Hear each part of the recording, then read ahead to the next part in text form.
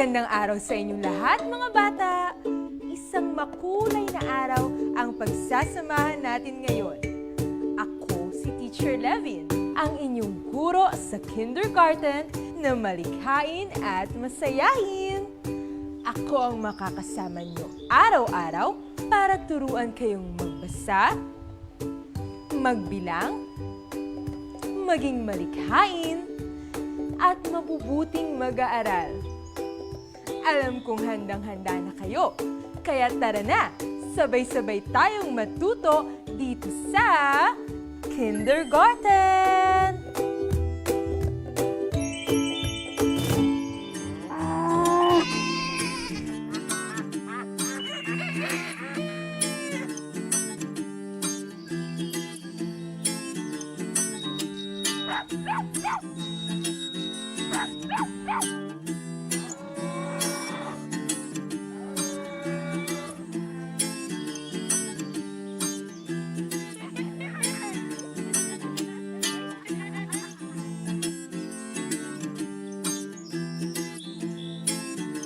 Pangangalaga sa sarili at katawan, pagtulong sa magulang sa gawaing tahanan, at pagiging responsableng mamamayan.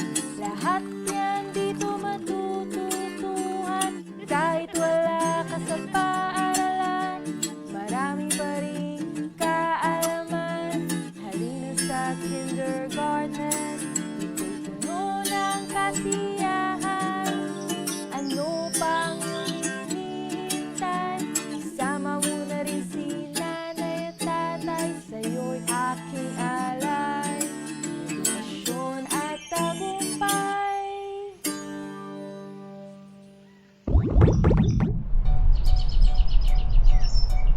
Kamusta, mga bata? Naaalala ba nyo? Noong nakaraan nating pagkikita, sinurpresa natin si Pam sa kanyang kaarawan. Maraming salamat ulit, Teacher Levin. Walang anuman, Pam. Masaya akong makita ka ring masaya. Oh, Sam, mukhang masarap ang dala mong saging at mangga. Opo, Teacher Levin. Bukod sa masustansya ang mangga at saging, mahilig din po ako sa mga prutas na kulay dilaw. Tamang-tama, dahil ngayong araw, pag-aaralan natin ang kulay dilaw. Makikilala rin natin ang ating mga gusto at di gusto.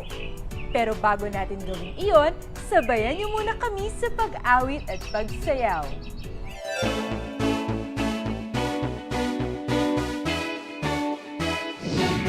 Kamusta ka? Mabuti ba? Natutuwa akong makita ka.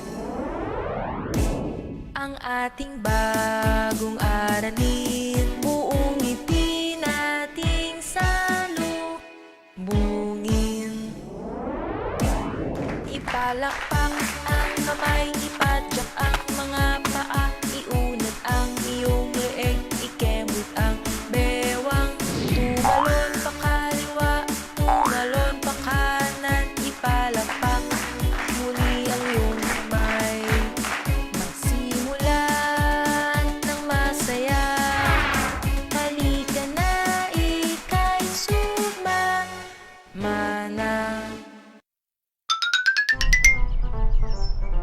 Mga bata, narito tayo ngayon sa bahay ng kaibigan nating si Sam. Magandang umaga, Teacher Levin. May napapansin ba kayo, mga bata?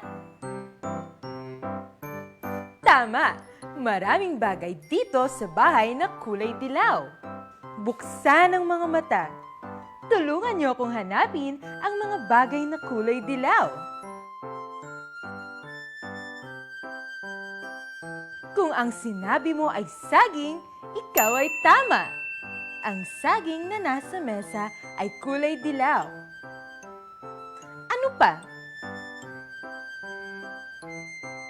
Nakita mo rin ba ang dilaw na kurtina? Magaling! Kulay dilaw din ang laruang bibe. Kung nakita mo ito, matalas ang iyong mata. Dilaw rin ba ang lapis? Tama! Ang dami palang bagay na kulay dilaw dito sa bahay niyo, Sam.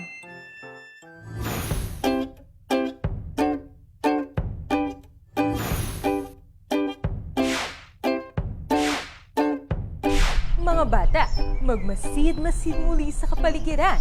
Hanapin ang mga bagay na kulay dilaw sa loob ng inyong tahanan. Sabihin ang pangalan ng bawat isa.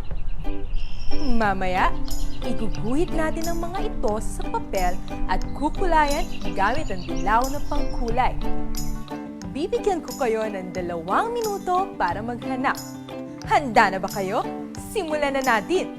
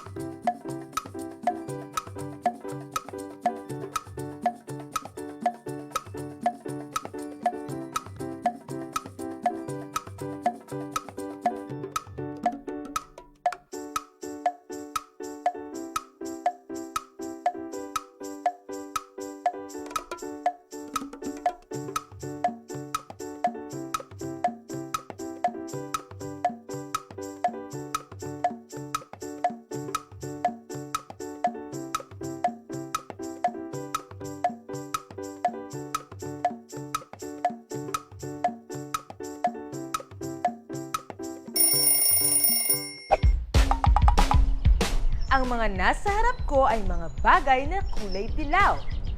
Tulad nitong tasa, laso, at mangga. Dahil mahilig ako sa mangga, ito ang iguguhit ko. At kukulayan ko ito gamit ang dilaw na pangkulay.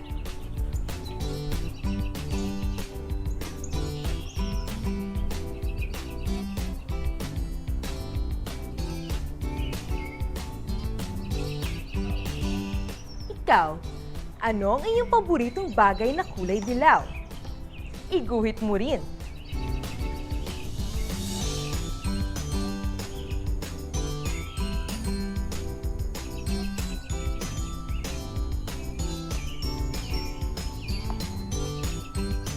Ito na ang dilaw na manggang ginuhit ko. Sigurado akong maganda rin ang iyong ikinuhit. Kaya bibigyan kita ng 3 stars!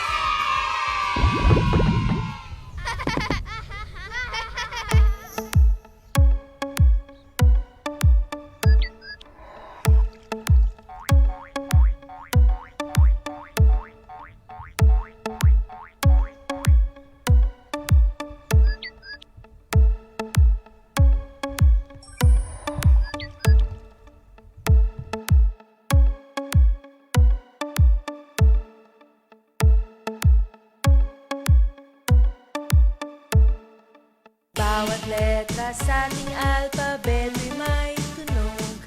Sumabay sa awit ko nang malaman mo. Tuklasin natin ngayon ang letrang A. Ang tunog ng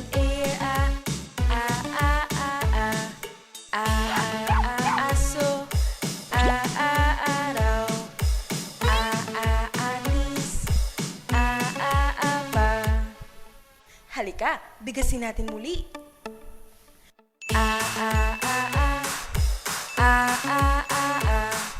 A, a, a, a. A, a, a, a. Letrang A. Mga bata, subukin nga natin isulat ang malaking letrang A.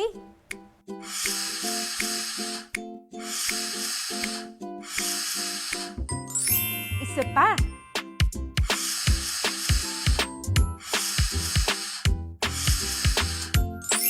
Ganito rin ba ang malaking letrang A na nagawa ninyo? Magaling! Ngayon naman, subukin natin gumawa ng maliit na letrang A. Ulitin nga natin.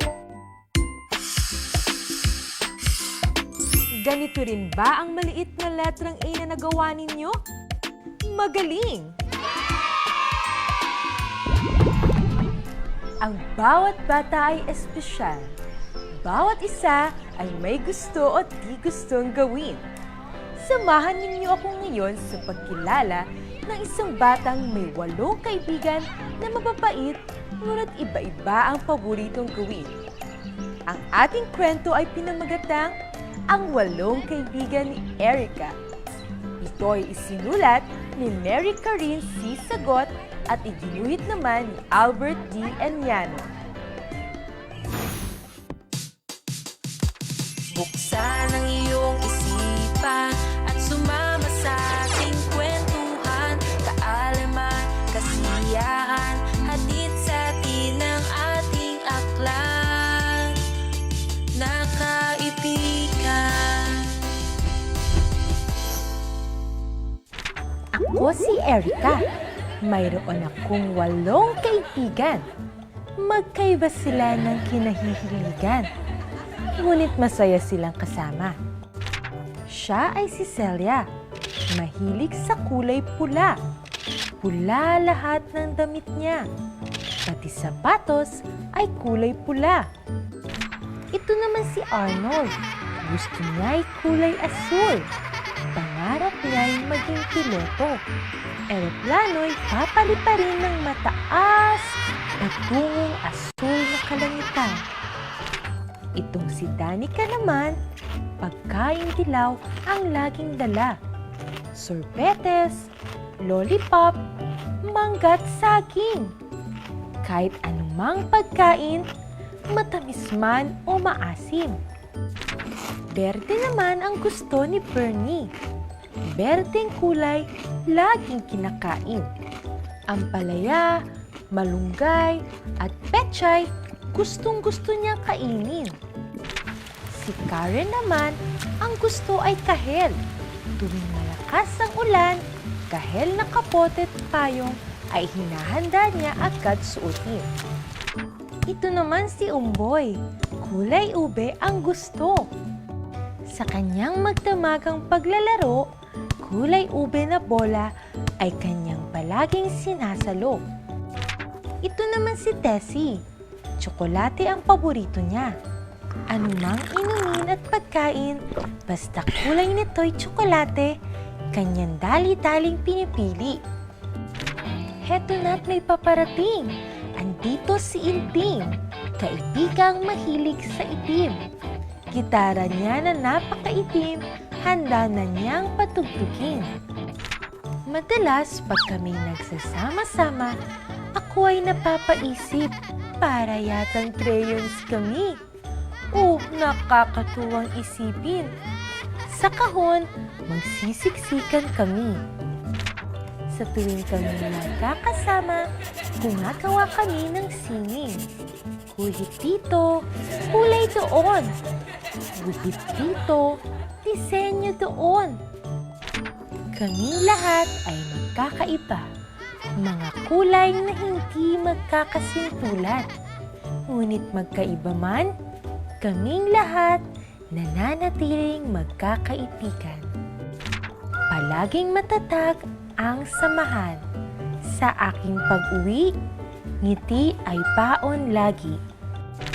8 kong kaibigan, nagpapakulay sa buhay ko palagi. At dyan nagtatapos ang kwento natin para sa araw na ito.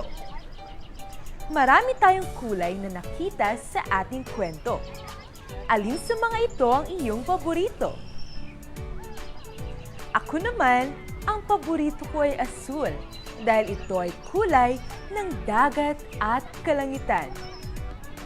O, kung nakinig kayong mabuti, tingnan nga natin kung masasagot niyo ang mga tanong ko.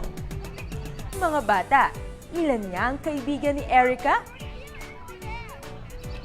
Kung ang sinabi mo ay 8, ikaw ay tama. May 8 kaibigan si Erica na sina Celia, Arnold, Danica, Bernie, Karen, Umboy, Tessie, at Inting. Sino sa kanila ang may paborito sa kulay dilaw? Ang sagot mo ba ay si Danica? Magaling! Dahil paborito ni Danica ang dilaw, lagi siyang may dalang sorbetes, lollipop, mangga, at saging na kulay dilaw. Ano ang madalas ginagawa ni Erica at ng kanyang mga kaibigan kapag sila ay nagsasama-sama? Kung ang sagot mo ay paggawa ng sining, ikaw ulit ay tama. Guhit dito, kulay doon. Kupit dito, disenyo doon. Yan ang mga hilig nilang gawin. Kahit sila ay magkakaiba, sila ay nananatiling magkakaibigan. Kayo mga bata, kung mayroon kayong kalaro na kaiba ang gusto sa inyo, ano ang inyong gagawin?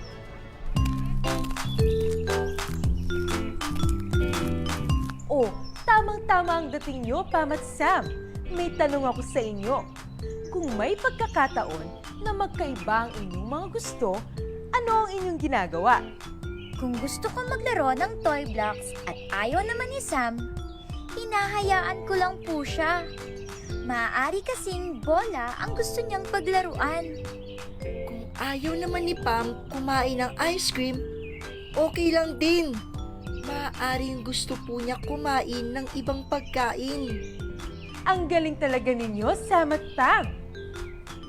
Mahusay ang pinakikita niyong kabaitan at pagkilala sa gusto at di gusto ng bawat isa.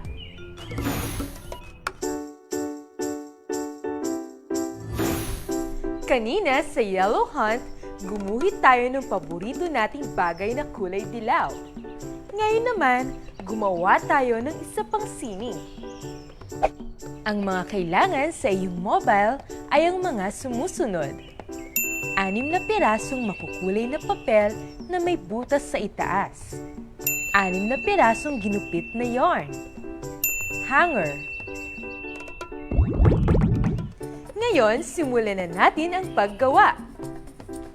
Gupitin lamang ang mga iginuhit mong bagay na kulay dilaw mula sa Yellow Hunt. Tandaan, mag-ingat sa paggamit ng gunting. Maaari ka magpatulong kay nanay o kung sino man ang iyong kasama sa bahay. Idikit ito sa makukulay na papel.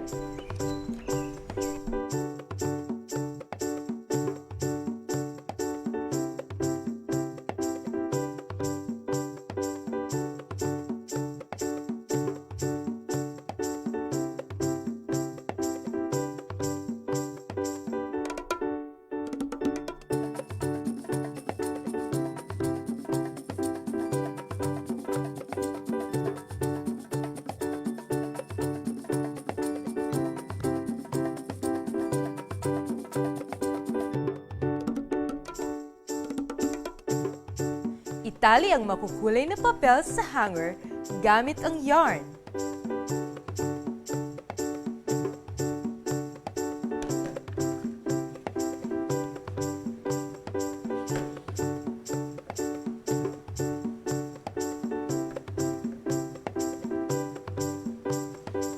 Kung nahihirapan kang gawin ito, maaari ka ulit magpatulong kay nanay, tatay, ate, kuya, o kung sino mang nakatatanda ang kasama mo sa bahay.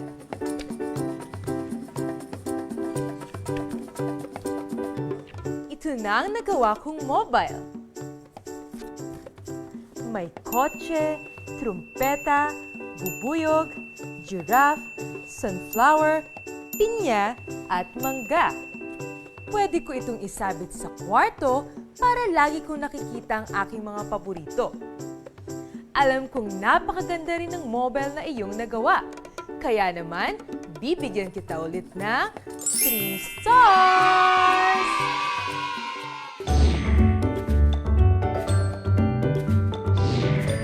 Ito ang sining ni Alexa Joy Oracion, 6 na taong gulang mula sa Mambog Elementary School. Ang ganda naman ng iyong sining. Dahil dyan, ikaw ay bibigyan ko ng 3 stars! Ang sining naman na ito ay mula kay Andre Oracion, 5 taong gulang mula sa Mambog Elementary School. Ang ganda naman ng kulay ng mga patak ng ulan. Dahil sa iyong angking galing, ikaw rin ay bibigyan ko ng 3 stars! Ang larawan naman ng pamilya ay ikinuhit ni Chad Gabriel Pansoy, 6 na taong gulang mula sa Mambog Elementary School. Ang ganda naman ng iyong sining. Dahil dyan, ikaw ay bibigyan ko ng 3 stars! Mga bata, gusto rin ba ninyong ipakita sa amin ang mga nagawa ninyong sining? Magpatulong lang kina nanay at tatay o kina ate at kuya para maipadala ito sa email address na inyong nakikita. At sa susunod nating pagsasama, ibibida rin namin ang inyong mga nagawa. Isang masayang araw na naman ang pagkatuto ang ating pinagsamahan. Ako si Teacher Levin. Magkita-kita tayo ulit bukas dito lang sa Kindergarten!